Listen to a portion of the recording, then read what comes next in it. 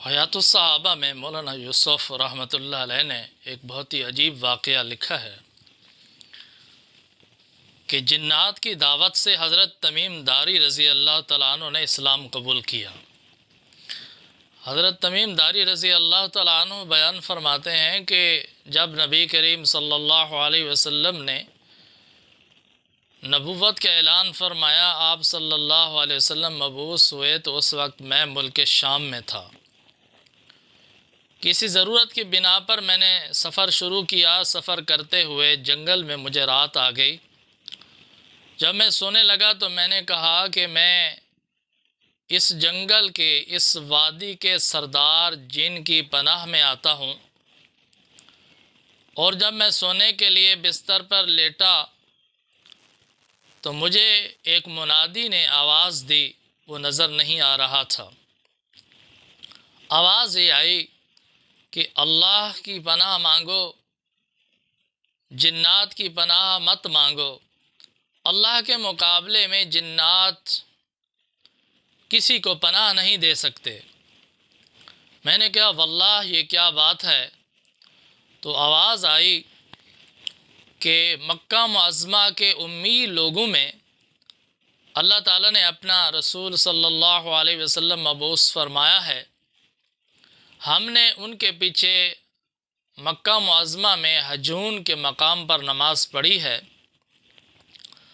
تو اللہ تعالیٰ نے اپنا رسول صلی اللہ علیہ وسلم مبعوث فرما دیا ہے جو رب العالمین کا رسول ہے، تم جاؤ اور اسلام قبول کرو۔ تو حضرت تمیم داری رضی اللہ تعالیٰ عنہ فرماتے ہیں کہ جب میں صبح کو اٹھا تو ایک بستی تھی دیر ایوب، اس میں چلا گیا۔ وہاں میں نے جا کر ایک پادری کو یہ سارا قصہ سنایا، سارا واقعہ سنایا اور اس کے متعلق پوچھا، تو اس پادری نے جواب دیا کہ یہ جنات نے آپ کو جو کچھ کہا ہے یہ سچ کہا ہے، کہ حرم مکہ میں اللہ کے آخری رسول صلی اللہ علیہ وسلم مبعوث ہو چکے ہیں، حرم مدینہ میں ہجرت کر کے تشریف لے جائیں گے۔ اور واقعی انہوں نے صحیح کہا ہے کہ اب جنات کے مکر و فریب کا دور ختم ہو چکا ہے اور آسمانوں پر جنات کا جانا بند ہو چکا ہے، کیونکہ اللہ کے آخری رسول صلی اللہ علیہ وسلم مبعوث ہو چکے ہیں۔ لہٰذا تم جلدی پہنچو اور اسلام قبول کرو، ایسا نہ ہو کہ تم سے پہلے کوئی پہنچ جائے۔ تو حضرت تمیم داری رضی اللہ تعالیٰ نے فرماتے ہیں کہ میں نے ہمت باندھ لی اور چل پڑا، نبی کریم صلی اللہ علیہ وسلم کی خدمت میں حاضر ہوا اور میں نے اسلام قبول کیا۔